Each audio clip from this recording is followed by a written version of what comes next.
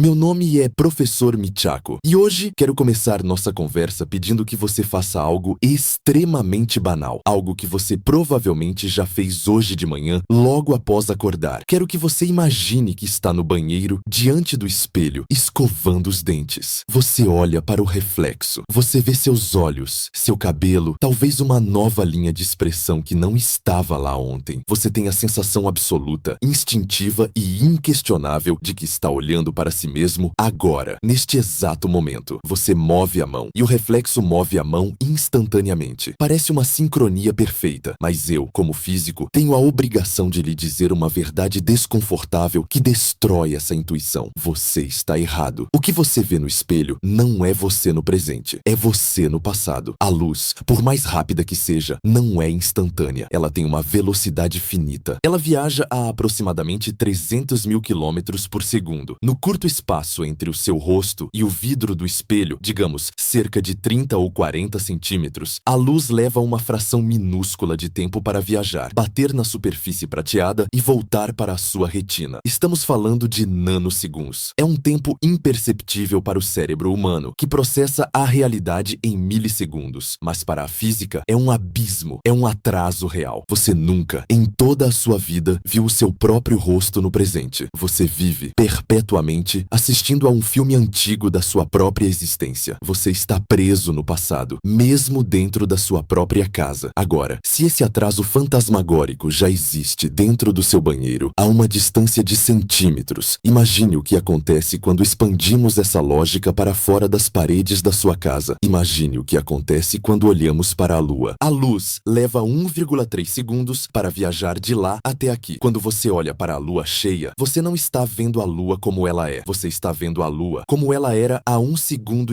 atrás. Se um asteroide gigante colidisse com a lua e a explodisse em pedaços agora, neste exato instante, você continuaria vendo a lua intacta e serena no céu por mais 1,3 segundos. Você estaria sorrindo para um cadáver celestial sem saber. E se olharmos para o Sol? A luz leva 8 minutos e 20 segundos para cruzar o abismo de 150 milhões de quilômetros que nos separa. Isso cria um cenário aterrorizante que adoro usar para ilustrar a nossa cegueira temporal. Se o Sol desaparecesse magicamente agora, se ele fosse simplesmente apagado da existência por um estalar de dedos cósmico, o que aconteceria aqui na Terra? Absolutamente nada. Durante 8 minutos inteiros, você continuaria vendo o Sol brilhar no céu azul. As plantas continuariam fazendo fotossíntese. Você continuaria sentindo o calor na sua pele. E, o mais perturbador de tudo, a Terra continuaria orbitando o nada. Como a gravidade também viaja à velocidade da luz, a Terra não saberia que o Sol sumiu até que a última onda gravitacional chegasse aqui, 8 minutos depois. Nós viveríamos em uma ilusão feliz de normalidade, orbitando um fantasma até que a escuridão e o caos chegassem abruptamente. O tema da nossa apresentação hoje é uma impossibilidade que frustra astrônomos, filósofos e sonhadores há séculos. O título deste vídeo é Por que é impossível ver o agora em outras galáxias? E quando uso a palavra impossível, não estou usando-a de forma leve ou poética. Não é uma questão de engenharia. Não é uma questão de construirmos telescópios maiores, computadores mais rápidos ou inteligências artificiais melhores. É uma questão de lei física fundamental. O universo impôs um limite de velocidade rígido à informação. Nada, absolutamente nada, pode viajar mais rápido que a luz no vácuo. E esse limite cria uma prisão temporal da qual jamais escaparemos. Nós costumamos pensar nos telescópios, como o lendário Hubble ou o poderoso James Webb, como câmeras de zoom. Achamos que eles servem para ver coisas que estão longe, como binóculos potentes. Mas na física, distância e tempo são a mesma coisa entrelaçada. Um telescópio não é uma câmera. Um telescópio é, literalmente, uma máquina do tempo. Mas é uma máquina do tempo com um defeito grave. Ela só viaja para uma direção. Ela só viaja para o passado. Quanto mais longe você olha no espaço, mais fundo você mergulha na história. Isso significa que o céu noturno, aquele manto lindo de estrelas que inspirou poetas, navegadores e amantes, é uma mentira colossal. Ou, para ser mais gentil, é um museu. É um museu de história natural cósmica. Quando você aponta o dedo para uma estrela brilhante como Betelgeuse ou Antares e diz, olha como ela brilha, agora você está cometendo um erro científico grosseiro. Aquela estrela pode não estar mais lá. Muitas das estrelas gigantes que vemos a olho nu vivem vidas curtas e violentas.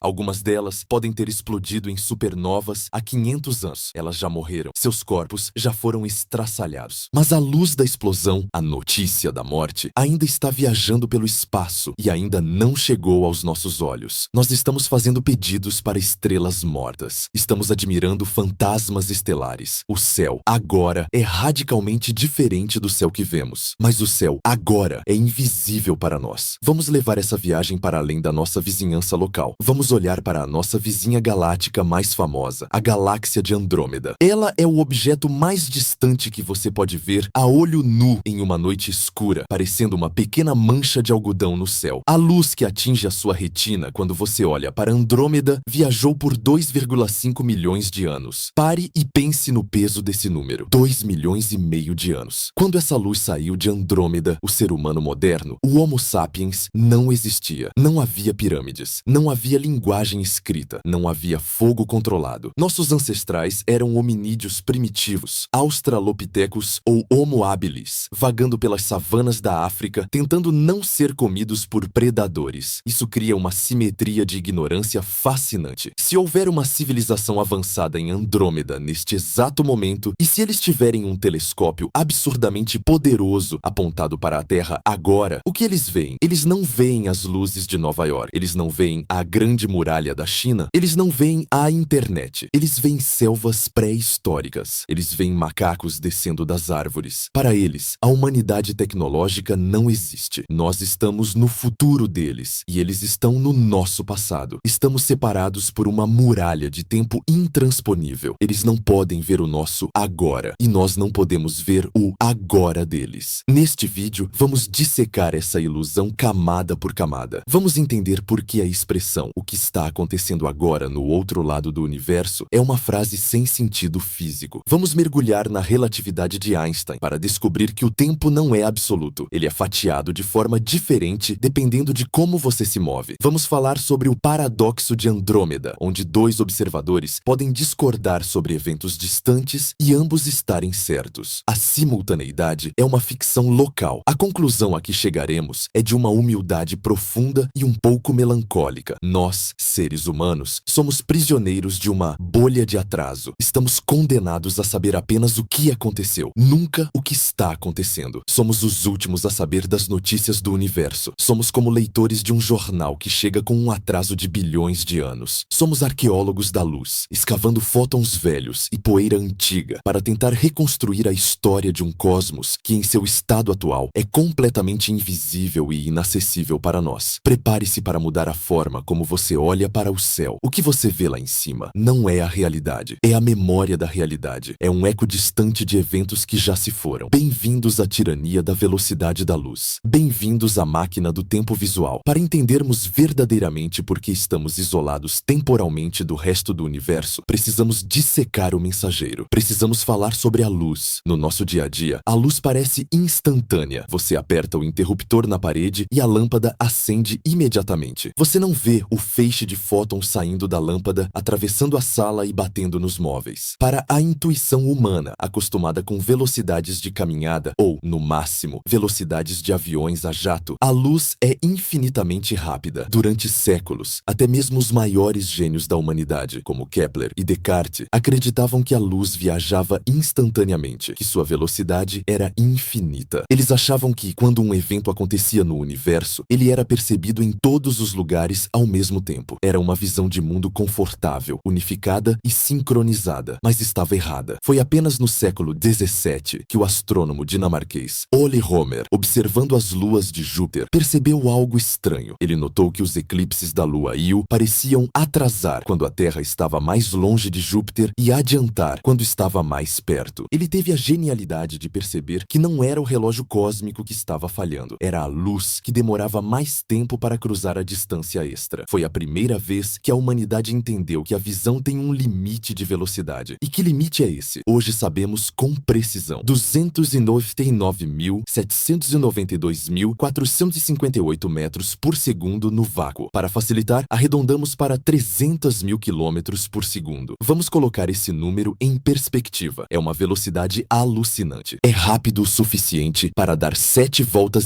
ao redor da Terra em um único segundo. Se você pudesse viajar à velocidade da luz, poderia ir de Nova York a Tóquio em uma fração de piscar de olhos. Nessa escala terrestre, o atraso é irrelevante. É por isso que, quando você fala ao telefone com alguém no Japão, a conversa parece fluida. O atraso é de milissegundos, mas aqui está o problema. A grande tragédia da exploração espacial. 300,000 km/s. É incrivelmente rápido para humanos, mas é dolorosamente, agonizantemente lento para o universo. Na escala cósmica, a luz não é um raio, é uma tartaruga. Ela é um carteiro cósmico lento, pedalando uma bicicleta velha em uma estrada infinita. Vamos começar a sentir esse atraso saindo do nosso planeta. Nossa primeira parada é a Lua, nosso satélite natural, a apenas 384 mil quilômetros de distância. Como a luz viaja a 300 mil quilômetros, mas ela leva cerca de 1,3 segundos para fazer a viagem. Isso parece pouco? Pense nas missões Apollo. Quando o controle da missão em Houston falava com Neil Armstrong, havia um atraso perceptível. Houston fazia uma pergunta. A onda de rádio viajava 1,3 segundos até a Lua. Armstrong ouvia, pensava e respondia. A resposta viajava mais 1,3 segundos de volta. O silêncio total. O gap na conversa era de quase 3 segundos. Isso tornava a comunicação truncada, estranha. Era a primeira vez que a humanidade sentia, na prática, o lag da realidade. Aquele silêncio não era falha técnica, era a distância física se manifestando como tempo. Mas a Lua é o nosso quintal. Vamos para o Sol. A nossa estrela-mãe está a 150 milhões de quilômetros de distância. A luz, o nosso carteiro lento, precisa pedalar por 8 minutos e 20 segundos para trazer a mensagem do Sol até nós. Isso cria implicações profundas que eu adoro explorar em meus livros. Significa que nós nunca, jamais, vemos o Sol onde ele realmente está. Nós vemos onde ele estava há 8 minutos. Durante esses 8 minutos, o Sol se moveu no céu devido à rotação da galáxia e ao movimento do sistema solar. Mas nós continuamos olhando para a imagem fantasma deixada para trás. Imagine o cenário hipotético que mencionei na introdução: o desaparecimento do Sol. Vamos aprofundar a física disso. Se um supervilão cósmico estalasse os dedos e o Sol deixasse de existir agora, transformando-se em nada, o que aconteceria na Terra no segundo seguinte? A resposta intuitiva é: ficaríamos no escuro e sairíamos voando pela tangente, já que a gravidade sumiu. Errado. Isaac Newton, o pai da física clássica, acreditava nisso. Ele achava que a gravidade era uma força instantânea, uma ação à distância que conectava todos os objetos do universo simultaneamente. Se Newton estivesse certo, sentiríamos a falta da gravidade no instante exato do desaparecimento. Mas Albert Einstein veio e corrigiu isso. A relatividade geral nos diz que a gravidade não é uma força mágica instantânea. Ela é a curvatura do tecido do espaço-tempo. E essa curvatura, essas ondas no tecido, viajam exatamente à velocidade da luz. A informação de que a massa do Sol sumiu precisa viajar como uma onda pelo espaço. Então, se o Sol sumisse agora, nós não saberíamos. Os fótons que saíram da superfície solar 1 segundo antes do desaparecimento ainda estariam viajando. As ondas gravitacionais que mantêm a Terra em órbita ainda estariam viajando. Durante 8 minutos e 20 segundos, a humanidade continuaria sua vida. Você terminaria seu café da manhã. Os pássaros cantariam. Os painéis solares gerariam energia. Os cientistas monitorariam o Sol e veriam uma estrela saudável. A Terra continuaria orbitando, girando em torno de um ponto vazio no espaço, enganada pela lentidão da gravidade. Nós estaríamos gravitacionalmente ligados a um fantasma. Somente quando o último fóton e a última onda gravitacional chegassem aqui, 8 minutos depois, é que o céu ficaria preto instantaneamente e a Terra seria lançada para o espaço profundo em linha reta. O apocalipse já teria acontecido, mas nós viveríamos na ignorância feliz, devido ao atraso do carteiro. Esse atraso aumenta exponencialmente à medida que exploramos o sistema solar. Pense em Marte. O planeta vermelho é o próximo grande destino da humanidade. Elon Musk quer colonizá-lo. A NASA quer enviar astronautas. Mas há um problema que nenhuma tecnologia de foguete pode resolver: a velocidade da luz. A distância entre a Terra e Marte varia, mas em média, a luz leva cerca de 12 a 20 minutos para viajar de um para o outro. Vamos pegar uma média de 15 minutos. Se você estiver em Marte e tiver um problema, digamos que seu tanque de oxigênio explodiu e você gritar: Houston, temos um problema. No rádio, essa mensagem levará 15 minutos viajando no vazio para chegar à Terra. O controle da missão ouvirá seu grito 15 minutos depois de você tê-lo emitido. Eles levarão, digamos, 1 minuto para analisar e responder: tente fechar a válvula A. Essa resposta levará mais 15 minutos para voltar a Marte. O tempo total de resposta é de 31 minutos. Em uma situação de vida ou morte, você estará morto a meia hora quando a solução chegar. Isso cria o que os engenheiros da NASA chamam de os 7 minutos de terror. Quando enviamos um rover como Perseverance ou Curiosity para pousar em Marte, o processo de entrada na atmosfera, descida e pouso leva cerca de 7 minutos, mas o sinal de rádio demora, digamos, 14 minutos para chegar aqui. Isso significa que quando recebemos o sinal de que o rover entrou na atmosfera, na realidade, em Marte, o rover já pousou com segurança ou já se espatifou e virou sucata há 7 minutos. O evento já é história antiga. Os engenheiros na sala de controle da NASA não estão pilotando o rover. Eles estão assistindo a um filme de um pouso que já aconteceu. Eles estão roendo as unhas e torcendo por um robô que já pode estar morto. A velocidade da luz nos transforma em espectadores passivos do destino. Não existe tempo real ou joystick no espaço profundo. E quanto mais longe vamos, pior fica. A sonda Voyager 1, o objeto humano mais distante da Terra, está agora no espaço interestelar. Ela está a cerca de 22 horas-luz de distância. Se enviarmos um comando para a Voyager ligar uma câmera, o sinal viaja por 22 horas. A sonda recebe, liga a câmera, tira a foto e envia os dados de volta. Mais 22 horas. Demora quase 2 dias inteiros para obtermos um simples AC, confirmação. A Voyager está tão longe que está quase desconectada do nosso agora. Ela vive em seu próprio fuso horário de isolamento. Mas por que é assim? Por que o universo é tão lento? Por que a luz não viaja instantaneamente? Essa é uma pergunta profunda que toca na estrutura da causalidade. Se a luz fosse infinita, ou se pudéssemos viajar mais rápido que ela, quebraríamos a regra básica de causa e efeito. Segundo a relatividade, se você viajar mais rápido que a luz, você pode chegar a um destino antes de ter partido. Você poderia enviar uma mensagem para o passado. Você poderia criar paradoxos temporais insanos, como impedir seu próprio nascimento. Parece que o universo estabeleceu a velocidade da luz como o limite máximo de velocidade de propagação de informação para proteger a cronologia. A velocidade da luz,